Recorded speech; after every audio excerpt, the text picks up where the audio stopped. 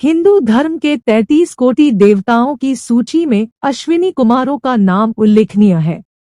सूर्य देव के अश्व रूप से उत्पन्न होने के कारण इनका नाम अश्विनी कुमार रखा गया।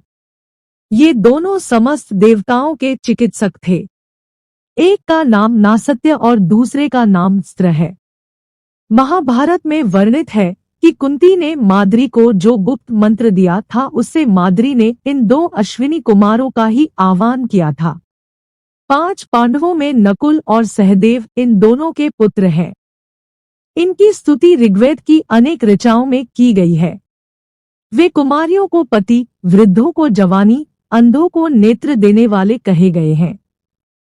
उषा यानी सुबह के पहले ये अपने रथों में बैठकर आकाश में भ्रमण करते हैं। शास्त्रकारों ने इन्हें स्वर्ग और पृथ्वी और दिन और रात के प्रतीक कहा है। चिकित्सक होने के कारण इन्हें देवताओं का यज्ञ भाग प्राप्त नहीं था। च्यवन ऋषि ने इंद्र की स्तुति कर इन्हें यज्ञ भाग दिलवाया था। दोनों अश्विनी कुमारों ने राजा शर्याति की पुत्री सुकन्या के पतिव्रत से प्रसन्न होकर महर्षि च्यवन उनकी जवानी लौटाई थी। इन्होंने ही दधीची ऋषि के सिर को फिर से जोड़ दिया था।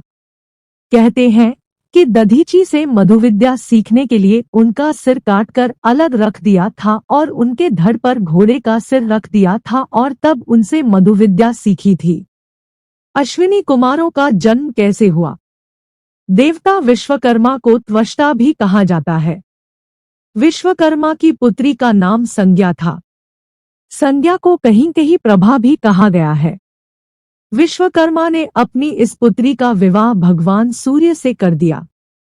विवाह के बाद संज्ञा ने वैवस्वत और यम नामक 2 पुत्रों और यमुना नामक एक पुत्री को जन्म दिया। संज्ञा बड़े कोमल स्वभाव की थी, जबकि सूर्य प्रचंड स्वभाव के थे। ऐसे में बड़े कष्टों के साथ संज्ञा सूर्यदेव के तेज को सहन कर रही थी। जब यह सब असहनीय हो गया तो वह अपनी छाया को सूर्यदेव की सेवा में छोड़कर अपने पिता के घर लौट गई। बहुत दिनों बाद पिता विश्वकर्मा ने उसे अपने पति के घर लौटने को कहा, लेकिन वह वहां नहीं जाना चाहती थी। तब वह उत्तर कुरु नामक स्थान यानी उत्तरी ध्रुव के पास एक घोड़ी का रूप बनाकर तपस्या करने लगी। दूसरी तरफ सूर्यदेव संज्ञा की छाया को ही संज्ञा समझते थे। एक दिन छाया ने किसी बात से क्रोधित होकर संज्ञा के पुत्र यम को शाप दे दिया। शाप से भयभीत होकर यम अपने पिता सूर्य के पास गए और माता द्वारा शाप देने की बात बताई। माता ने अपने पुत्र को शाप दे दिया। यह सुनकर सूर्य को छाया पर संदेह होने लगा। तब सूर्य ने छाया को बुलाकर उसकी सच्चाई जाननी चाहिए। छाया ने जब कुछ नहीं बताया और वह चुप रह गई, तब सूर्यदेव उसे शाप देने को तैयार हो गए। ऐसे में भयभीत छाया ने सब कुछ सच-सच बता दिया। फिर सूर्यदेव ने उसी क्षण आंखें बंद करके देखा कि संज्ञा उत्तर कुरु नामक स्थान पर घोड़ी का रूप धारण कर उनके तेज को सौम्य और शुभ करने के उद्देश्य से कठोर तपस्या कर रही है।